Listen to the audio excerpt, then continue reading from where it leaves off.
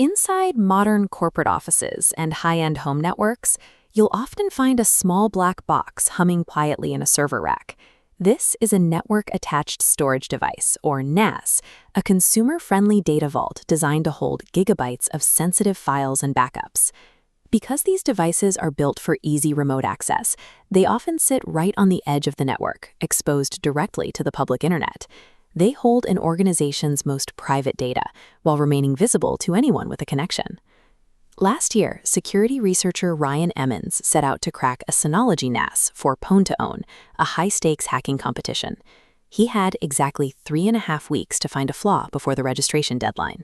He aimed for unauthenticated remote code execution, the ability to gain total administrative control over a device from across the internet without ever needing a password. The hunt began with a specific anomaly. When he entered a fake password into the login portal, the loading graphic spun for exactly 5 seconds before rejecting the attempt. That specific 5-second delay suggested the operating system was crunching data before sending a rejection. By interrogating the math happening behind that loading screen, Emmons turned a mundane system lag into a starting point for the exploit. To understand that delay, Emmons had to find a way to monitor the operating system's internal behavior in real time. He used an OS-level tracer called bpftrace, which acts like an X-ray for the device. It allowed him to see the exact commands being executed while the web portal was still loading. The tracer revealed a hidden process.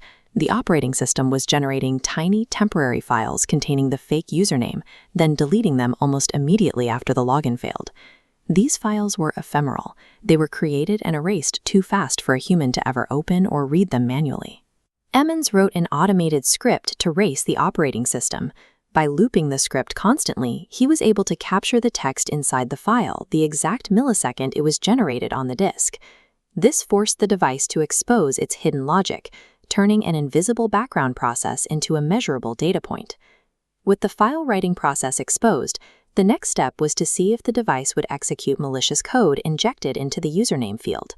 However, the manufacturer uses client-side encryption, scrambling any text before it ever reaches the deeper levels of the operating system.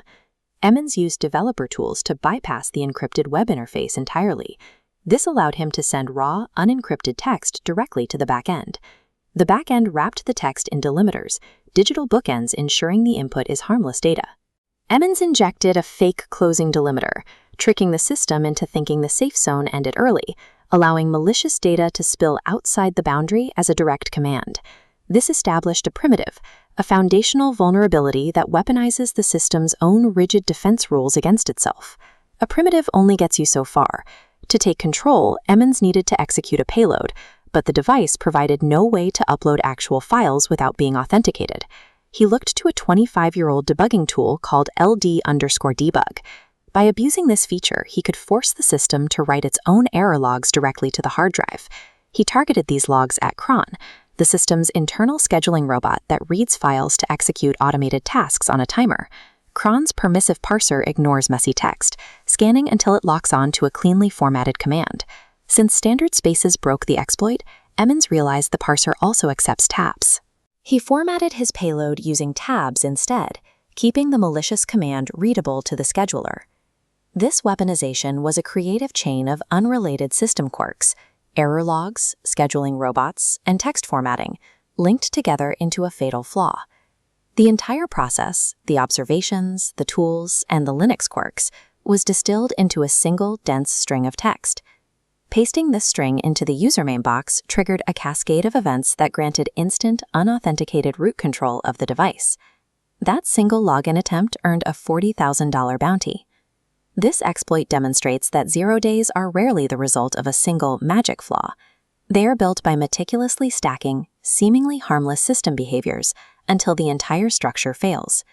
Ultimately, securing our digital infrastructure means matching the creative curiosity of the people who treat a 5-second loading screen as a puzzle to be solved.